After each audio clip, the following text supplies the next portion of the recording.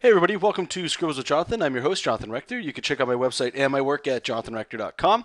And today what I thought I would show you guys, oh, I got some strong artifacting going on at the bottom there. Okay, this is a page I'm working on again for the standard, and some of you guys and girls out there, this might look a little familiar. I was posting this last night and about a little bit last week as well of a panel from the standard. And what I thought I would hit record for is, we got this cool pose of the guy standing there, and his whole costume is metal. Okay, and so what I thought I would do is just hit record and just kind of show you guys how I'm getting this effect in Photoshop, and maybe talk briefly about how to render metal. And I'm not sure just yet how I'm going to title this video, so it might even just say like how to render metal. I don't know, but so as you can see, this is the underdrawing that I have right here.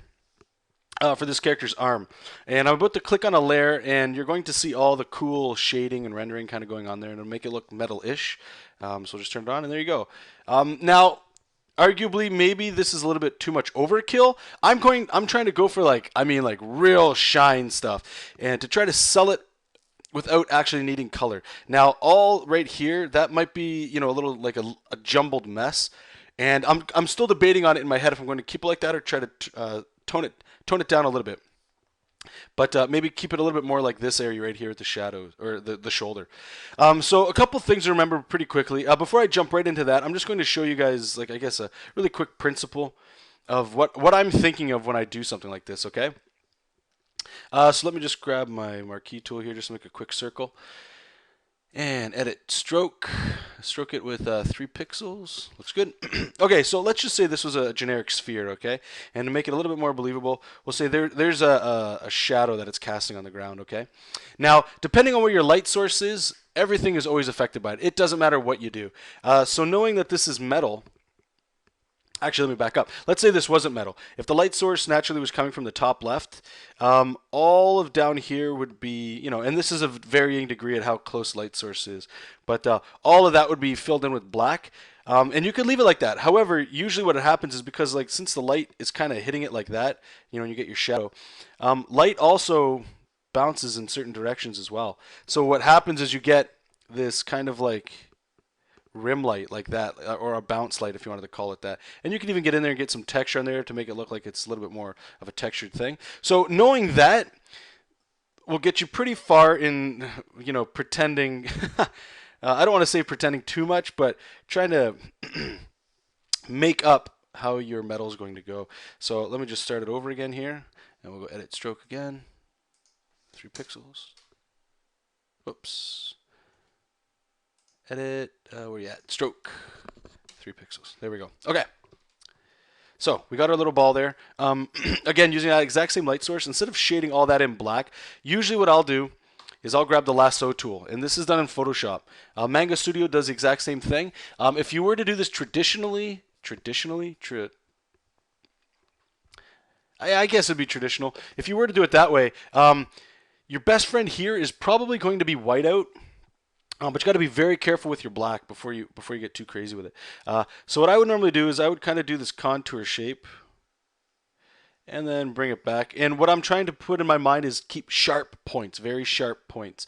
Now that's normally how it would be, just like that, but it looks kind of boring, right? So what I would do is if you're using the marquee tool, if you hold Shift, you can add to that selection. If you hold Control, I believe, no, Alt, it'll subtract from that selection. So what we're going to be doing is both. So if I hold Alt here, what I'm going to do is just add some more circular shapes in here like that. Again, just to try to have an idea of where that light source is coming from, so it's really shining off of that. Now you don't want to just start adding shapes everywhere. Try to keep things consistent. So if those are where the hot spots are, just leave it like that. Don't get too wild with it. But I will hold Shift, and next what I'm going to do is kind of like get a wiggly line here. Hopefully this is coming through on the recording. A really thin wiggly line kind of going inside of it and around it, just to break it up a bit. And you're going to see once I fill it in what it looks like. And then that squiggly line stuff that I just did, I'm going to do it on the opposite side here, but hold Alt and just kind of lightly, I don't want to say lightly kiss it, but lightly just kind of move it around there like that. Now Alt backspace will fill it. And there you go. That's essentially, in a nutshell, how I would do something like that. But then I'll go over top of it and I'll just draw with the white tool again. or the white tool, the white brush, and just kind of like some more highlights on there. And then you could even use the black one and do that as well. And if you wanted to, you could just, draw little squiggly lines. Or let's say you had like a sunburst or something. I would probably use a lasso tool just to get sharper points. And when you fill that, you know what I mean? Like, you can kind of see what's going on. This takes some practice. It takes getting used to. I'm not quite sure how I would get that effect using like an actual inking tool, like a brush. Like I haven't done like this kind of detail really myself, so I apologize. I can't give you guys information on that. But let me just delete that layer. Oops, delete it because we don't need it. All right, I'm just going to paint over this little spot here. Okay, so knowing that, that's kind of my method of going through all of this that I did for the whole, shebang here. Now, to show you guys where the light source is coming from, he's kind of standing on these pillars of light in a way. I am going to go over them to add some like light, kind of like flaring off of it, but that's not the point right now. Right now, we're just trying to learn the practical stuff here. So, I apologize, I haven't really added the line weight here yet that I'm supposed to, just to break up his rib cage and his torso from his bicep and all that good stuff back there. So I'll still go in here and do the line weights. Like I said, I apologize. This should have been done before I hit record. And the reason why this is so important is because even though I'm going to be rendering the living hell out of this thing with some some shiny metal, all kinds of shiny metal, it's nice to know where things are overlapping and stuff. Okay, that's what I was trying to show you too. Sorry. With this pillar of light that's down there, that's where the main light source is. It's coming from the bottom. So that means I can't go too heavy with the shadows facing the lighting because it just won't look right. Okay, so we're going to grab our lasso tool here. We're going to do the bicep. It's a roundish shape. So we'll just start from a point here. And I have him going up against the metal like that. I want to keep it open a little bit. I don't want to have it totally black at the top there. That way the metal looks like it's separating a little bit. And just try to feel it out like as I'm going here. Kind of like you're sketching in a little way. So we got that. Now I'm just going to do those squiggly lines like I had showed you before. And you can get crazy with this stuff. Don't feel too tied down that like what you're doing is going to dramatically screw your image up.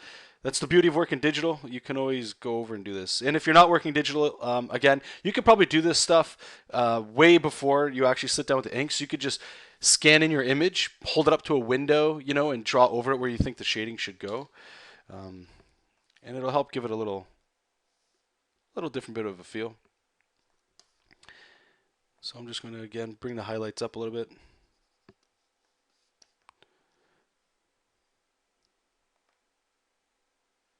Actually, I can do this stuff after I hit record. You guys don't need to see that. Okay, so we'll go back in here. Now, since this is getting closer to the light source, the shading or the rendering and stuff shouldn't be as heavy. It should start to get thinner. Because if there's a lot of light, that means there's not much shadow. And it kind of looks a little bit more complicated than it probably is. But with practice, just like anything, you guys will get the hang of it. You guys have been knocking this out of the park. If you guys want to draw a cool Iron Man or anybody really with metal. And again, another thing is it comes down to rendering technique as well. There's a lot of different rendering of metal techniques that are out there. Like I've said before, in a lot of things, I highly recommend looking at your favorite artist or artists, see if they've drawn any characters with metal or sketches that they've done, and see how they tackle it, see how they bridge that problem, and try to figure out why they're doing it. And in doing so, you're going to start creating a backlog in your own brain of exactly how to render metal, until you start putting your own voice to it, which will come. With practice, I wouldn't really worry about too much about copying somebody else's style. Because in doing so, I'm a big believer that by copying other people's stuff, at least for a little while, and trying to understand what they're doing, not just trying to copy it so you get like people saying, "Oh man, your artwork's awesome."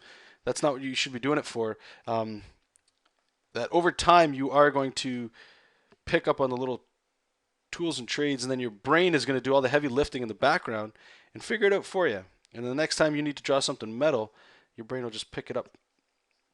And you'll be surprised at what your brain will let you do if you feed it right. If you feed it all kinds of information. So hopefully, I mean, you know, if I zoom out, you can kind of see what's been happening there.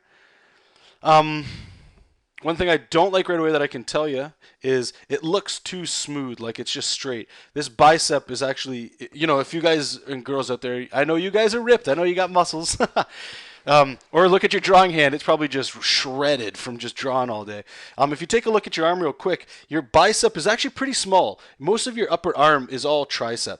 Your bicep is actually very small compared to the rest of it, even if you got a big bulging bicep. Now, if you look at it, it connects right here into, oops, drawing with the lasso tool. It connects right here into the forearm, okay? So that means even though that lighting is correct, there needs to be some shadow here, because if not, it just looks like it's stacked, and it's stacked in a weird way. So since we've already established where our light source is, so let me fill this in here just to help. I know I said I wanted this to be open, but it looks too open. It's making it look a little goofy. Some squiggly lines make it look like it's metal. So maybe once we get in here and we can start adding some shadows in here, it might fix the problem. But I just want you guys to be aware of where your light source is. Even if your art style, you know, you don't do a lot of shading, that's cool. But always be aware of where your light is, because it's going to make your art that much better. Even if all you're doing is adding it for line weight purposes. Your lighting's very important.